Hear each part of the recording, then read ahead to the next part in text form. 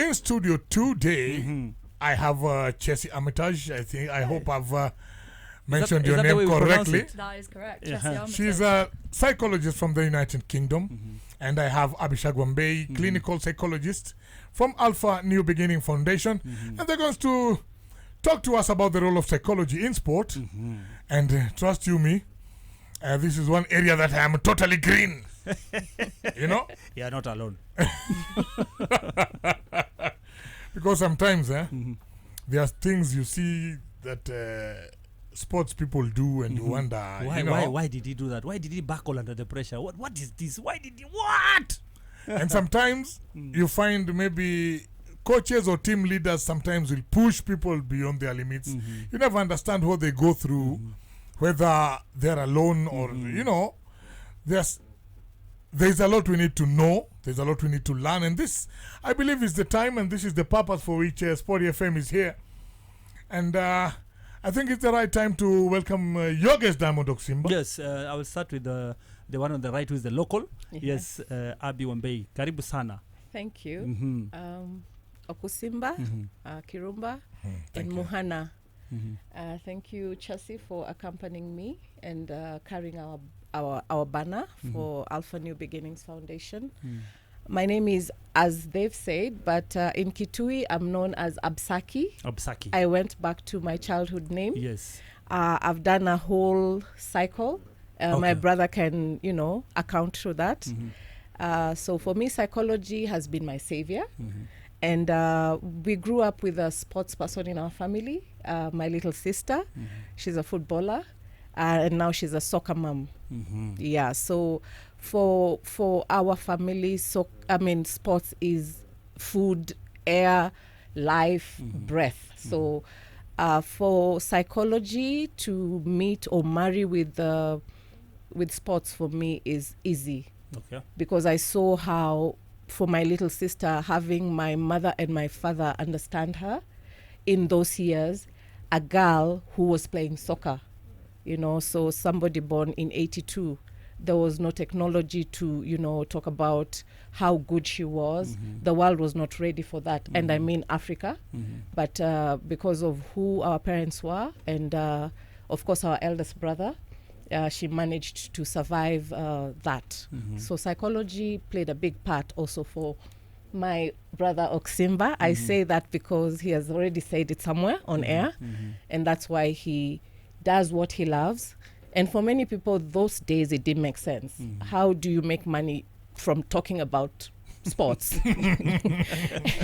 And I can't believe I was one of those people who used to ask that question. And now I'm seated here, you're hosting me, and I'm talking about this psychology and how it helps sports people. My first question to you, before, invite first of all Chelsea. So Chelsea, please just tell us who you are and how come you're here with me. So my name is Chelsea. I am from England, so I grew up in the south of England in a county called Hampshire. And I've recently graduated from Newcastle University, where I studied psychology. So you're a southerner who went to study in the north? It's quite a common thing for people to do because the north is amazing. Amazing, yeah, to say the least. It is amazing. It's good fun, nice people. You come out with the best friends, and also the university was incredible. Since a young girl, I was obsessed with sports. I did everything. I was always busy, rushing from clubs and everything. And then that just grew and grew. And then when I started studying psychology at school, in my last 2 years of school, so at 16, 17, I knew that was what I wanted to pursue later on. And so then it's just the perfect combination for me. My passion of sport combines with what I've studied. So it just fits into place. Okay. So I want to start with the first question for my sister there, Abishag, who is a psychologist locally in Kitui. Yeah? Yes. So my first question is, you spoke about what challenges your sister went through, and I remember she didn't have a team to play with when she was younger because girls basically didn't play football. Yes. And so she had to join a men's team, yes, a boys' team. As an elder sister, how did that affect you, and how how did you help her to cope with the situation where she was a girl in boys teams and you are the elder sister and you saw your younger sister now mingling with boys at that age? How scared were you? How did you help her? That's a very good question. Last night I spent time with our elder brother, and I brought that up to him, and I was reiterating on how brave I found my sister to be. Before I went through psychology, there was a lot of jealousy there, because I became sister. People didn't know my name. They would call me by her name, and she's 9 years younger than me. But now I get it. She struggled, she fought, she's a warrior. And she actually has a son who now she's named, Harvey. Harvey is a warrior. So I stood in for her, but silently I was jealous of her. But now I know it's envy, because I'm not that brave. I've never even gone to Uganda. I've never even gone to Tanzania. You've never been out of this country. Kitui is the farthest I've you've gone from home. Like from California to Kisumu to my husband. And then now I'm in Kitui. My sister was a brave girl and is a brave mother now of soccer players. So that's how I look at it. And I'm glad she saw support from me. So clearly I hid the jealousy, and the envy was what she saw, but I really supported her. Now, my question is... I can hardly hear you. Yes, I can. I think we are good now. Yes. Okay. Now, my question is, what exactly is sports psychology? I mean, and why has it become such an essential part of modern sport? Okay, so that I don't lose it, I'll just read it out, how I thought it out. When we talk about the role of psychology in sports, we are really talking about how the mind supports the body. So just like the story we've talked about, how did Absaki support the little sister? So you see the psychology that supports the athlete. So an athlete may have the physical skills or the hours of training and the strength, but without the right mindset, the right people supporting them, the right people fighting for them, it's very hard to perform at their best. So that's sports. So the right people supporting them, the right environment. There's something. Put your mic on your like that. Like that. So an athlete may have so they have to have the right mindset, and they have to have the right people supporting them.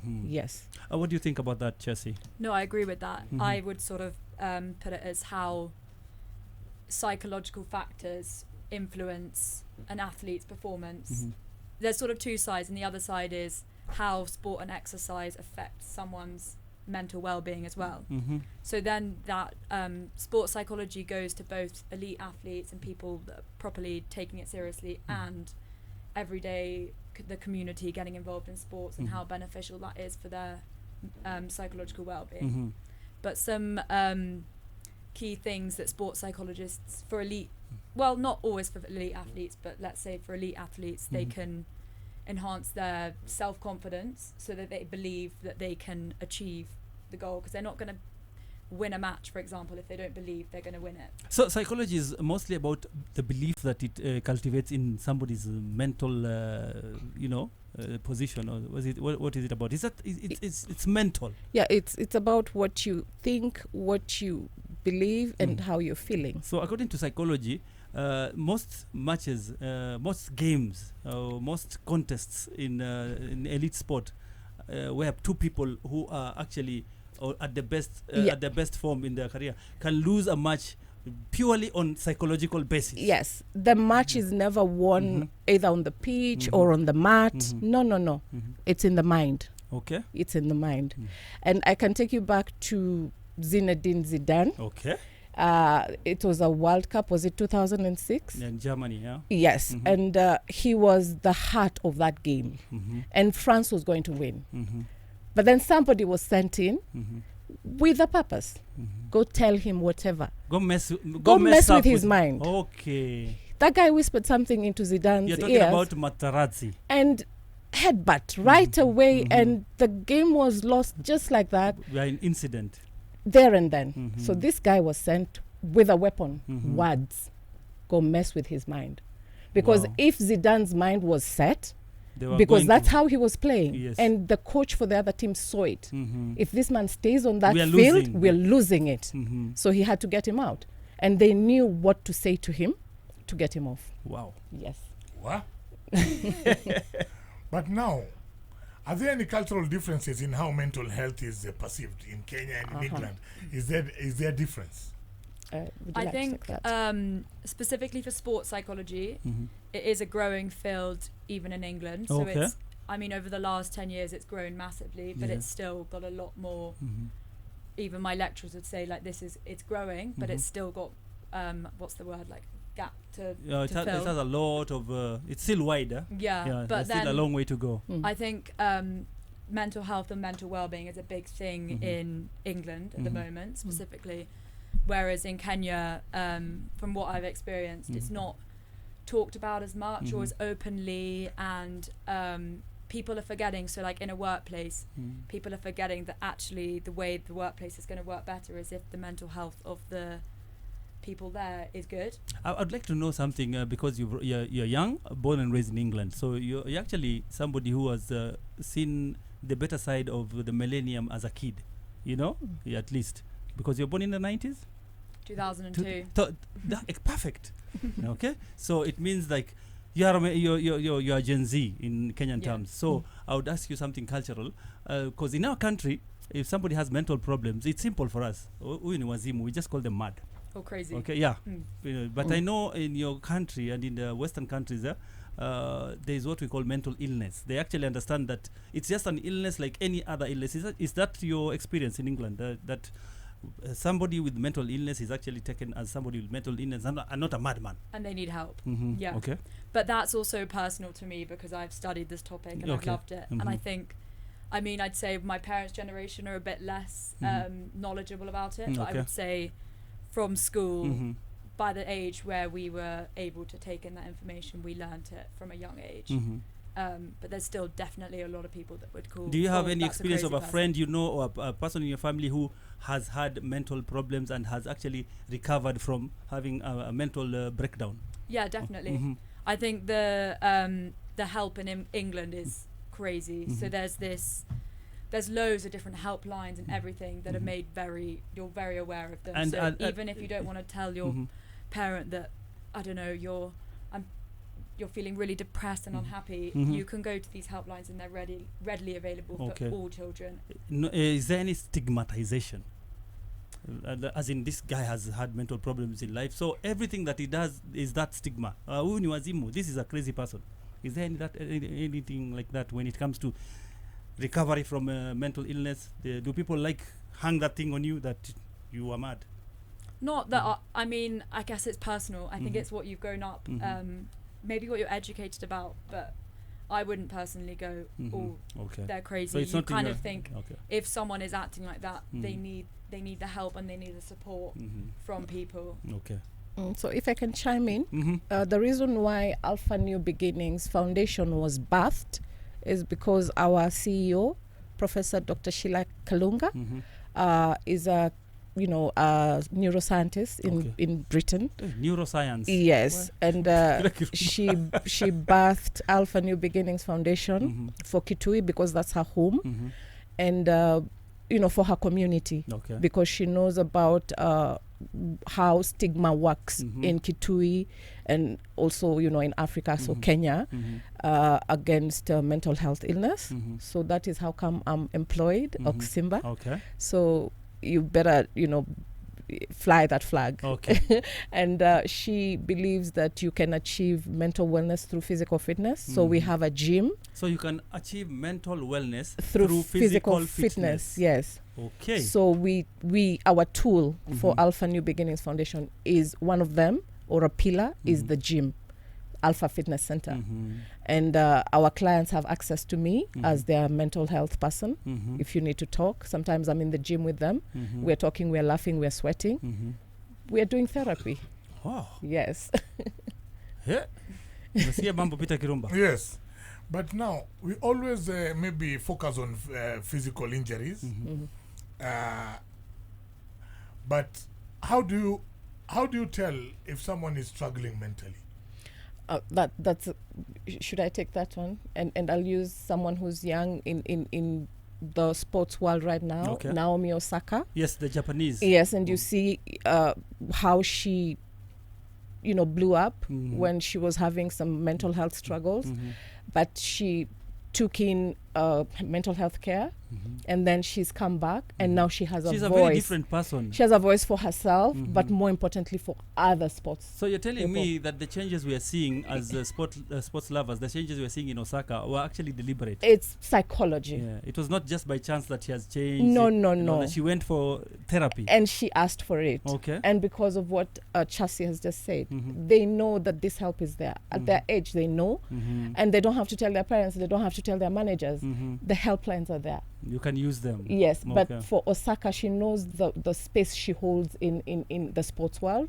She's using it to take care of the other sports people. Mhm. And so you see how she hugs the person who she's beat. Mhm. She gives her stage to the people who have lost Mhm. and tells them, come, let's share the stage. The other day, she was even having a birthday with her best friend on the court. Yeah, and I felt that was very, very mature of her. Something I didn't expect from her earlier on in her career. Yes, because she has understood who she is. Mhm. She's become self-aware, and she knows she matters, whether she's playing tennis or not. Mhm. So now she's playing tennis because she wants to, Mhm. not because she's expected to.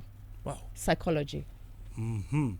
Mambo ndio kama hayo. What do you have to say about that, Chassis? I agree. I think there is a saying that you can have two of the most talented people, so let's say they're equal level physically, Mhm.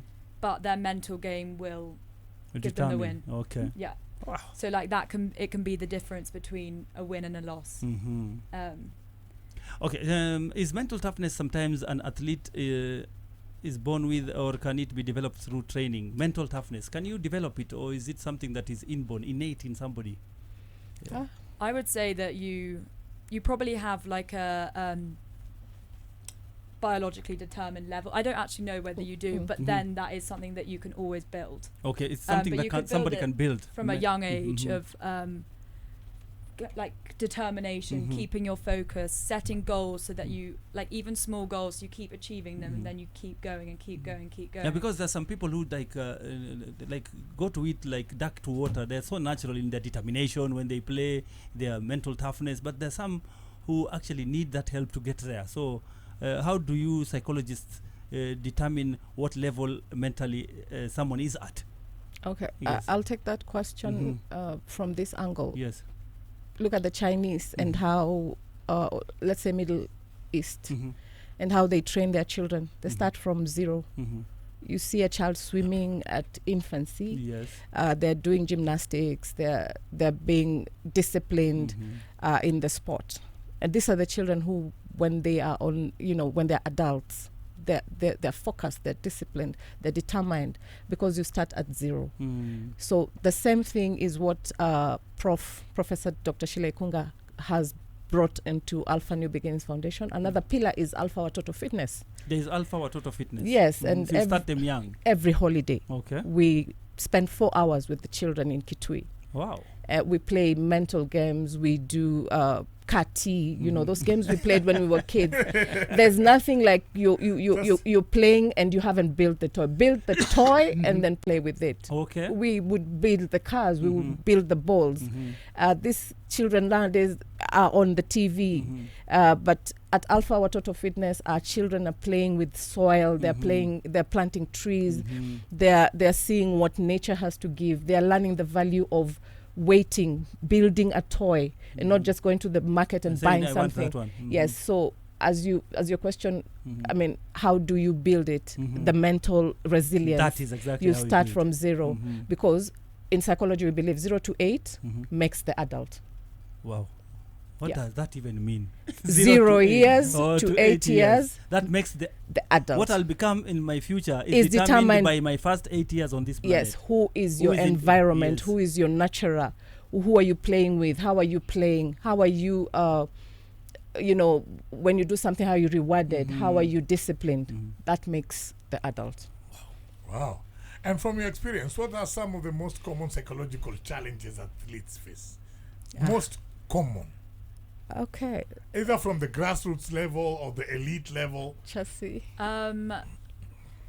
coping. I would say maybe coping with their nerves and like handling their nerves under pressure. So sports psychologists would teach them a range of techniques, like, so imagery is one. So they're imagining, so let's say a tennis player imagining themselves doing an ace, hitting an ace, so that then they believe that they can do it, and they're more likely to, when they're serving, believe that it will go in. You can also like visualize success. So it's all about sort of believing in your ability to like execute the skill. Yeah. So thank you, Chelsea. Some of the challenges also take me to someone you guys know, Tiger Woods. Yeah, and you can see how the challenges he was facing in his home impacted his game. Yeah, but when he went for mental health care, took care of those issues, the challenges that he was having, he came back and won a Masters in 2019. Yeah. Yes. So those challenges could be divorce, could be money issues, could be social awkwardness, could be struggle with fame. Some people struggle with fame, but if you get a psychologist who understands that and makes you aware of who you are without the sport, then you come back to the sport knowing that you can be you can be alive without the sport. Then you play out of passion, not to please. That brings me to a very a crucial question for for you, Abby. Yes. What role does family play when it comes to sports psychology? Because sometimes, even I think in normal life, you'll find some mental problems coming from home. True. You know. True. Elite players have it much easier because they already have psychologists on their teams. But I remember, now I can use my childhood, the girls my sister used to play football with, now after she had gotten a team, they would come to our house, after the game, and you would see they were struggling from home. Some were coming from one-parent homes, some were coming from child-led homes, and my mom had to be a mother to all of them. My brothers had to be elder brothers to all of them. And so the family determines what kind of a sports person you become. But if you find people who surround you who are socially balanced and you have a network that supports you, then you thrive.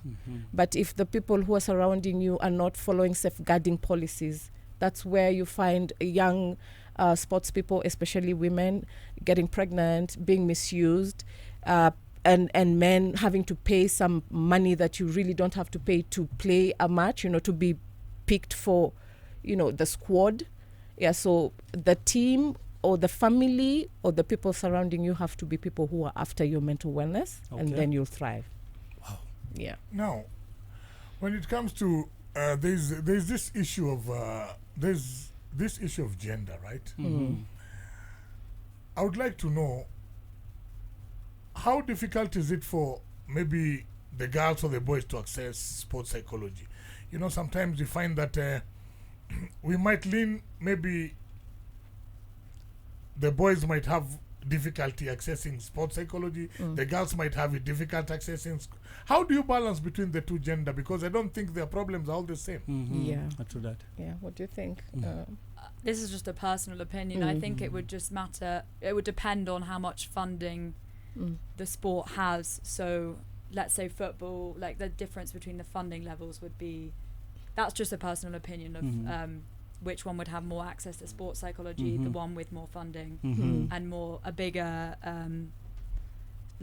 society around it. Yeah. And in essence, what you're trying to tell me is that the men have an advantage when it comes to sports psychology. No, because not necessarily. There's more funding in the men's sport. I think it just depends. I mean, tennis. I know that it's massive in tennis at the moment. But it's big in both individual and team sports. I would say it's really important in individual sports because they're on their own. They're facing their opponent on their own. They've got no one to tell them, "You're doing great. Keep going. That's amazing. We've got this." You're telling that to yourself. So you need to learn ways to tell yourself, "I can do this. I'm not tired. I'll keep going." So that's like good. That's a good thing you're touching on, because there's what we call solitary sport, and then there's team sport. Yeah. So I was asking you if psychologically, what are the disadvantages of solitary sport over team sport, or what are the advantages? Because we are now talking about it psychologically. Most of us wouldn't know the difference psychologically, because we play sport, and sometimes what you've said that when you play solitary, you have to motivate yourself. There's nobody there to like spur you on. So is that a major thing, and do you guys look into that? I think so. I mean, you could definitely see on TV when individual players have suffered, got angry or got frustrated, or really just fallen to pieces and not been able to carry on. I guess you need a bigger network of social support behind you. So you need your coach to be there for you and supporting you and backing you. So they should understand you psychologically. Yeah. Yes. Whereas in a team sport, everyone needs to be aware and knowledgeable about it, but they have each other and they're going through a similar process in the time, a similar game. So let's say the score's down, they all need to make. That's also the thing about having a good leader. The leader needs to be able to bring the team together and say, no, we can make this, we can carry on, and not let the team just fall down and put their head down and give up. Okay. And from a UK perspective, how developed is the integration of physical psychology in sports training? Yani, how developed is the integration of psychology in sports training in the UK? I would say it's pretty developed. I mean, I think it grew through my childhood. Okay. So when I was little, it wasn't really a thing, I don't think, or something that I was aware of. Okay. But it's growing and people are being more aware of it. Last year I volunteered for Newcastle United Foundation. So I helped lead disability football sessions, and you can really see that they're fully aware of, they're not psychologists, they're coaches, but they're fully aware of how a kid's mental well-being affects them and how we can boost that through this sport. So it was incredible, the sessions. So let's say you had amputee football and they'd all come together, no matter what age. They built a sort of sense of community, and they were all happy, smiling and playing what they enjoyed and what they loved, and it was amazing. Now, I think one of the most crucial parts of sports is psychology. And do you think African countries are underrepresented when it comes to sports psychology research? Yes. And I say that because of where we are right now as a foundation, and the strides we are making. Just now, when you were waiting for us, we went to the National Olympics Committee office of I Kenya. heard you on the phone tell me you're at the NOC office. Yes, we went to pay a courtesy call to President Shadrach Maluki to let him know what Alpha New Beginnings Foundation is all about. Because he's aware of us, but then he was aware of us when he was in KJF only, but now he's in NOC. We feel he can open more doors for athletes to access mental health care. So we're going to work together, and the gap is going to get smaller because it's very big. Okay. And it was a good talk, and I know we're going to go far, and we'll take care of that, Peter.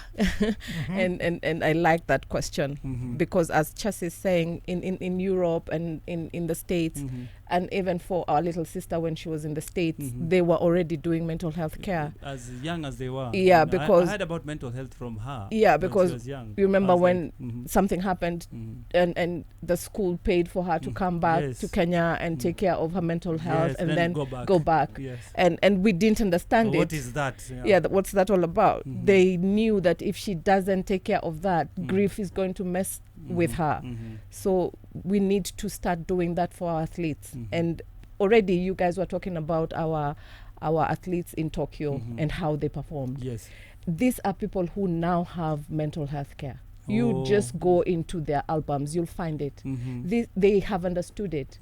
These are the people who they train in the spaces that have been created by Eliud Kipchoge. This is somebody who understands mental health, because this is somebody who decided, I'm going to run at this Yes. you know, He had a target and he actually achieved it. and he built a family around him. Yes. He And had everybody believed, wings, yeah. and he ran with people who believed with him. So he already understands it from that point. You can imagine what he's doing for this community he comes from. And those are the women we're seeing winning. No man is limited. I'm telling you, he does not believe any person is limited. And if you run with him, that means you believe in what he says. He takes you to where you're going. Wow. He doesn't want to be mentioned, but if we dig deep, these women will tell you he's part of it. Okay. Yes. Wow. And now that you've mentioned you are at NOC offices, Yeah. you triggered a question in my mind. Do you think sports organizations are doing enough to support your work? As psychologists. Okay. We, and it's because of how we were brought up. Kirumba, Oksimba, our parents were a bit enlightened. So we don't ask, what can you do for me? I come with what I can do for you. So when Alpha New Beginnings knocked the door for KJF, we were like, we can offer mental health services. And that's the same way we went to knock. We want to go to the one for football, FKF. We want to go to the one for basketball. We want to go to, we're already working with the one for basketball in Kitui. We are talking to teachers in schools about even physical education. I'll come back soon with something different about physical education. Let me just leave it at that. Okay. But it is about the mental health. So for us, it's what can I do for you, and not what can you do for us. I think we are past pay me. We are about, let's create something that will make sure our children will make sense of themselves when they're adults. Okay. Yes. Yes. So far, when you're talking to these federations, what has the reception been like? Because this is a very new avenues that Kenyans are, because you're coming to a meeting, somebody's like, wamekuja kuongea kuhusu nini? Or these are psychologists. Nani mgonjwa hapa? You know? Yeah. Yes. Because you might be dealing with people who are in a federation, but very green when it comes to matters of the mind. Or, yeah. For lack of a better word, or very naive when it comes to matters psychology, because they don't think that is an avenue they need to look into. Yes, You know? it's always like that. That's what I've experienced. But as Metric always says, I'm very crafty. Yes. You give me 7 seconds, you'll hear what I have to say, because I make it about you. Yeah, and what I'm seeing and how you can be better. I make it about you. I ask grown-ups, how are you feeling today? Because nobody asks them. Yeah, they're always being it's told. a question sometimes when the first time you ever asked me that, I even didn't know how to answer you, because it's not something you asked every day. Yes. How are you feeling? Hey, Yeah. how am I In feeling? fact, if you ask me that, if you ask me how I'm feeling, Yeah. I will begin to question your intentions. Yes. Yeah. What does she want? Why are you being kind to me? I mean, it's not normal for somebody to ask how I'm feeling. So if teachers allow me to speak to them, I start with Them. how are you feeling today? How did you live matters at home? Yeah, speak to the microphone. Yeah, for the matters of the yeah, recipient how on the radio. how did you live matters at home? Because everybody's always asking from them. If you're sitting with now the federation, if I'm given time to sit with maybe the committee, I'll talk about them, how they are mentally. And then they'll realize that they're feeling a bit refreshed. They're feeling like the load is lighter. And then if this can happen to their athletes, how much better would they perform? That's how I approach it. Wow. Yeah, what do you think, Chelsea, about that? Yeah, you've been too quiet. So I think it's all about spreading the word. So as soon as one person, so like let's say we go somewhere with Alpha and we say you need to take care of your mental well-being, physical activity is great for it, here are the reasons why. They will then go to their kids and say, oh, like, how are you feeling today? Do you want to do this? And so it's just like it's called a snowball effect. So I mean, here, so you guys are learning about it. You'll go and tell your friends, and it will just snowball like that and get bigger and bigger and bigger, I think. And I think that's what it's all about, is especially in Kenya, is spreading the word so everyone's aware, and everyone then will become more knowledgeable about it as time goes. Yeah. So Abby, you've been in this psychology for a while now. Yeah. Yes. So I will use your expertise to answer this question. To ask the question I'm just about to ask. Abby, how would you describe the state of sports psychology here in Kenya? Are we giving it enough attention to psychology as a sporting fraternity? Kenya is a sporting country. Yes, it is. Yes. Sports is taking care of the nation Wow. mentally. Wow. When we are jumping up and we are screaming and we are saying wanyonyi anatuua, Rudia hiyo kitu umesema sahi. sports is taking care of the country's mental wellness. Wow. What? Because when Wanyonyi was behaving like he might lose it, he's going to get it. You know, so the adrenaline is, and even Beatrice and said, the endorphins, Beatrice Chebet was watching it, she said, Wanyonyi anataka kutimaliza. And the dopamine, and you see men are tearing. And yesterday when we were out, there was a man who Arsenal just scored at the last minute. Yes. Oh my God, that man was chest thumping, like and he was walking like he was so excited, and he was tearing. That's therapy. So you guys are psychologists, you're like, yeah. That's therapy. Yeah, exactly. I was happy. I can't get a man to cry when we're having a therapy session. Oh. But sports when can do it. When Catherine Dereba used to do it for my parents, that was therapy for them. When Chebet is doing it for my brothers, that is therapy for my brothers. I've never had that statement said by anybody in this world. A statement, but sports is doing what?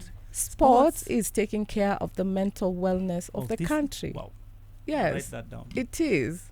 I also think it's I did a research on it last year, not specifically sports, but other, we called them mental well-being practices. So these can be, one of them was physical activity. It can be engaging in nature, so going on walks in nature. It can be reading books, mindfulness, meditation, all these things, arts, and they all are ways of enhancing your mental well-being. And so what the end result was is that you need to find what suits you.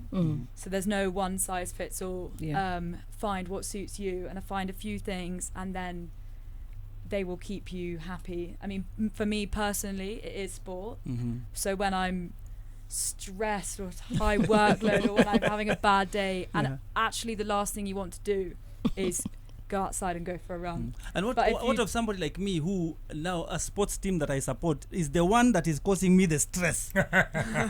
Yeah, like she says, look for the other thing that can relieve your because pressure. you guys are here and I need help. Yeah. Let me talk to you guys while you are still on air. My friends, I need help. So she's giving the team I support, I don't want to see them playing over the weekend, because I know now that is the beginning of my stress. Just this weekend, we've lost to Brentford. And we are going to play our next game against Sunderland at Old Trafford next weekend. And I'm not looking forward to watching. I'm not looking forward to watching the game. And yet you people are telling me that sports is taking care of mental wellness in this game. There is a reason why I'm not mentally well. Yeah, so then she gives but you maybe you need to take part in it as well, and then after a frustrating match, you then go and take a jog, go for a walk, play some basketball, whatever.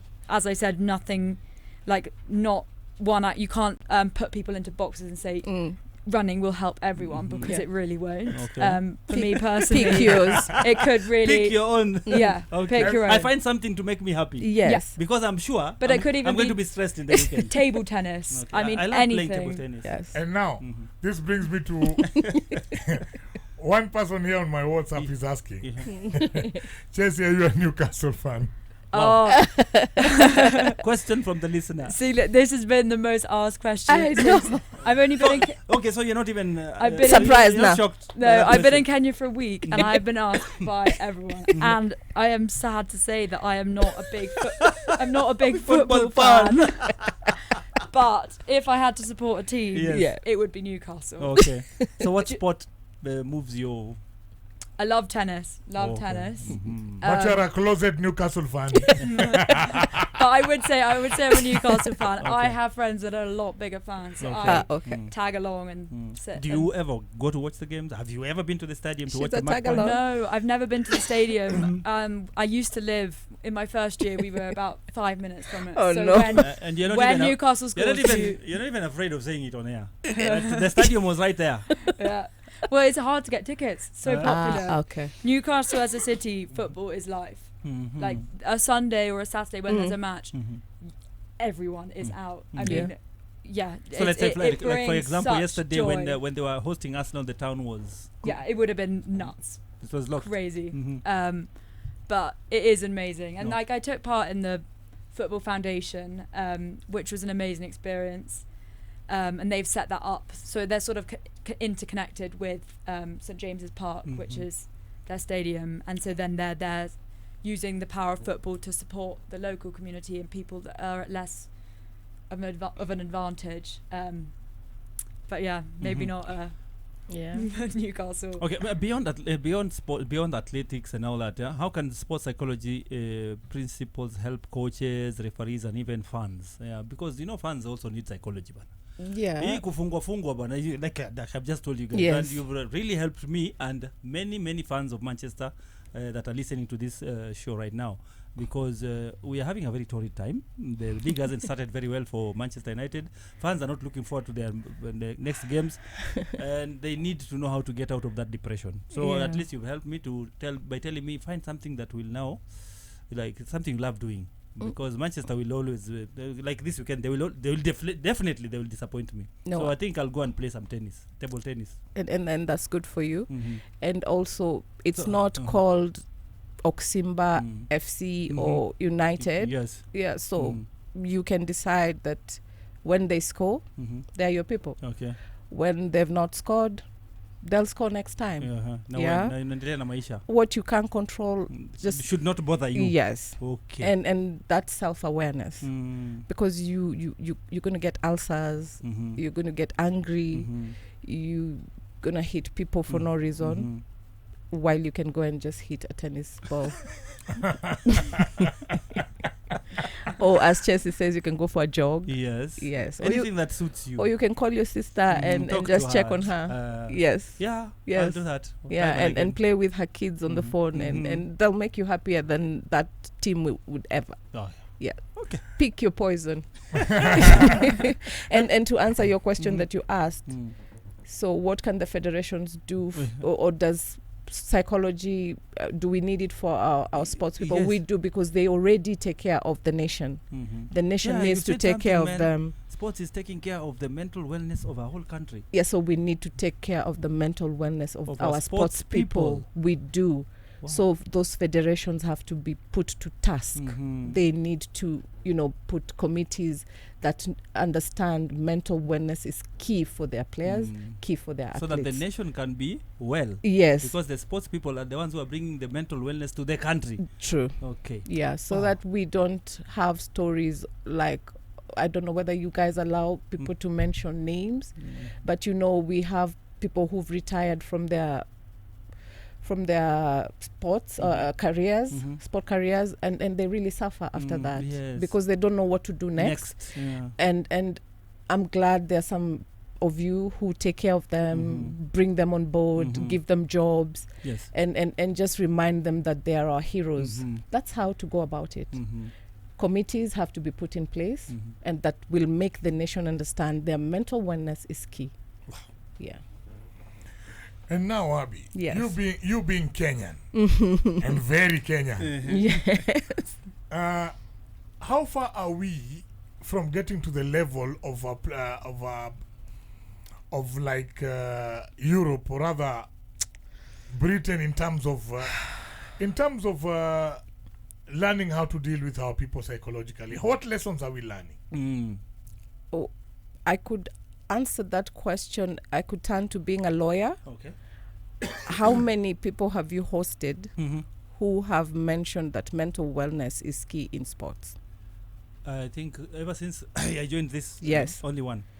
Yeah. The, So the analyst. maybe the I analyst make we had. yes, maybe I make number 2. I remember the analyst we had, Kimanthi, yeah? Yeah, and he Peter. was talking about how even in analyzing Yes. the data for the Yes. players, we really are very far. Yes. Like 50 years yeah, back. You remember? Yes. You remember what he said? Yeah. So in the same aspect. maybe let's just say 50 years back.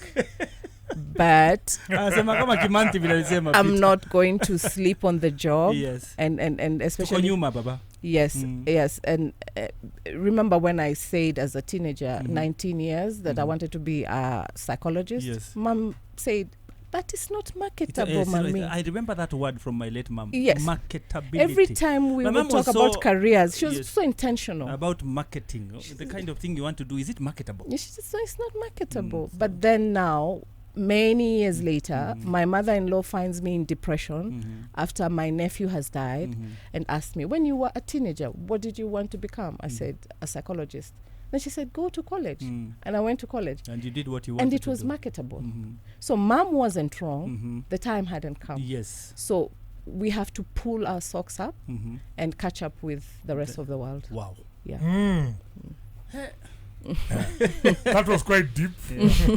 You know, you're talking about people I know. Yes, yes. You know? Family. So, when you speak, I see it in pictures in my Yes, mind. yes. Now, which is your favorite psychological experience of all time? So far.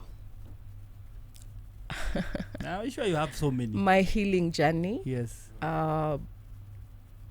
reproductive health, but I suffered it for 7 years because my mind and my body were not in sync. in sync. The time I went for therapy and my mind and my body came together, I did the surgery, and here I am, working in Kitui, very far away from my husband. Yes. Big up, Davis Obondo, best husband in the world.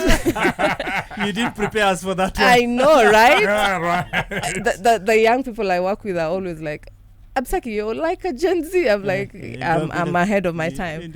So that is my biggest psychological experience, being able to heal, get my body back. Now I'm a kapumpum. Yeah, like That's our the way- mother. That's the way you're supposed to be. Like our mother. Yes. And strong, and I can walk away from family Yes. and my husband, and I'm not scared. The past 23 years, I was very scared of being alone because I was weak. Okay. That is my journey. Now, another one. What would you be if you're not a psychologist? A lawyer. Definitely, I knew. I studied to be a lawyer. Miss Chelsea, what would you be if you were not a psychologist? I Or if you're think, not studying psychology? my mother always says I should be a teacher, but I love kids. Kids bring me so much joy. What else would I be? My dream when I was a little girl was to be a professional sports, as a lot of little people's dreams are. And that was a great dream. I loved that. Yeah. And yeah, that's as far as I've gone. And what is your biggest psychological journey you've gone through, even personally or with other people that you've seen so far? You're young, so that question Yeah, shouldn't I mean, be I haven't really had much Yes. practical experience, only because I only graduated in June, July. Congratulations, by the way. Thank you. So this is my first. I mean, when Alpha, Yeah. I spoke with Prof, and when this opportunity arose, I was like, right, I have to take this. This is going to be incredible. And so it's just worked from that, and I think this is my starting point. That now all I want to do is build upon it. Okay. But I can't really. I haven't had any experience with people one on one or whatever. But you're looking forward to it? But I'm looking forward to it. But I'm proud of you for Saturday, getting on the mat with the judokas at Yeah. Mulango Children's Home for the first time in her life. She got into a judogi, that's the gear for judo, and practiced with the judokas at Mulango Children's Home. It was an experience. Yeah, we offer judo lessons as Alpha Judo Club. Yeah, takes care of their physical fitness as well as their mental wellness. Wow. Hapo nimekubali. Yeah. Now, what is that one mental health trend that you are glad is being seen now? Oh my God! I wish you'd have asked me which one guys are overusing. Okay. Everybody is traumatized Yeah, nowadays. you, Gina. Yeah, that's a trauma. You're triggering me. Yeah.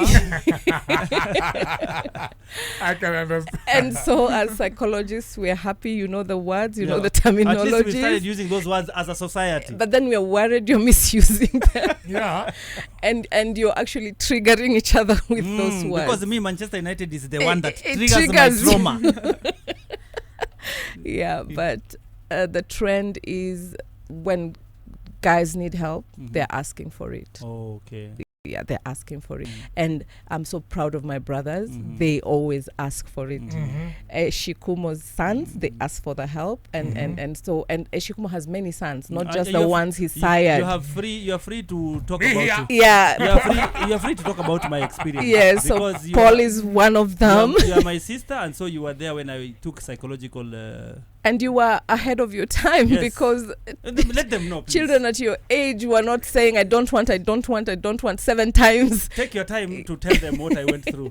Yes. You have So my blessing. brother, like didn't want to go to a certain school. Yeah, we don't say names of schools, and he was sent. He came back. He was sent. He came back. 3rd time, and those days you punish a child by beating them. And this guy was taking the beating, and so my dad had to take him for therapy. Those days, And I accepted to do what? To go for therapy. he went for therapy, For and 6 months. and there was the stigma he was asking you about. Mhm. Has he gone crazy? Now that's Yeah. as if his friends. But then he went for therapy. The next thing he was back in school, and now he thrives. And that is how, when later in life, any challenge he meets, he knows. He can call me and tell me, "Come, I'm in trouble." Mhm. We sit and talk. He can call his big brother and say, "I'm in trouble." They sit and talk. I see all my brothers doing that. You forget for a while, and then you remember, I can ask for help. And Yeah, I think self-awareness is Yes. one of the most important things that Mhm. Yeah. actually, at the end of the day, you need to make sure Mm. selfish, not in a selfish way, but Mhm. selfishly that you're okay Mhm. Mm. before you start to help anyone else, because you can't help anyone else if you're Mm. not actually okay, because you're not going to be giving them any good advice or Mhm. And anything like that. yeah. Now I want to traumatize you because your Trauma- hour is gone. Traumatized. No, Kirumba, our parents were getting therapy in church, Yes. and that's how come they were able to take care of us. Very true. Yes. Now, for both of you, countryside bars or city? I mean, where do you like it the most? In my sitting room. What was the question? Do you prefer countryside or? Yeah. Yeah, the pubs or the clubs. okay. Which ones? Countryside or Town. city? With the lights and all that. I like a bit of both. I get too much of a big city. You're like ready to get out. Then I'm not very good at being on my own for a long period of time. I need, like, I'm a big extrovert. I need to be busy. I need to be active. I need to be going. So then I'm straight to the city and get a pint. Yeah. A pint. You know, I'm an introvert. Yes, you So are. time on my own is the best time for me. Mhm. Yeah. I'm learning. What is No. the best advice you would give sports federations in this country as psychologists? I will start with you, my sister. Take care of the mental wellness of your officials Mhm. as well as of your athletes. Yes. Okay. And what is the best advice you would give Kenyans in your small time in Kenya psychologically? I think education. Educate. Keep drilling it in, the benefits, what you need to do, some strategies. And as soon as people get educated, it was going to make a difference. Now, Mm-hmm. this is for you, Jesse. Okay. What stereotypes about Brits do you secretly agree with? Okay. Oh, that's a good question. Given straight to a Brit. Can you give me examples? No, what stereotypes? Because there are stereotypes that you've had since you've walked into Kenya. You There's have- something you've been told about your You people have they no like. humor. Is that? Really? Yeah. Oh, we can't dance. I can take that personally because I can't dance. I have no rhythm, and the kids. That is one stereotype you agree with. I will take you up for that right here, right now. Like, let's do it. It's going down. No rhythm. You know, when you're having a nice chat, I don't know how time flies. Imagine it's an hour already. An hour is gone. It's up. Yeah. I thought you were joking. No. We are already a minute above the Thank hour. you for having us. Thank you so much. Thank you so much. Ladies and gentlemen, that has been Chesi Armitage, psychologist from United Kingdom, together with Abishag Wammbeyi, clinical psychologist at Alpha New Beginning Foundation, speaking to us on the role of psychology in sport. And I hope that you have an insight into sports psychology and psychology in general. And you've learned something Yes. about it. Continue with asking me anything on WhatsApp on 0733222105 because we will definitely have them in studio sometime later. Yes. Definitely. So if I accumulate your questions, it will be even easier for me to go through them with her. And right about now, as they leave, we want to test somebody's No. Dancing ability. and here's how we do.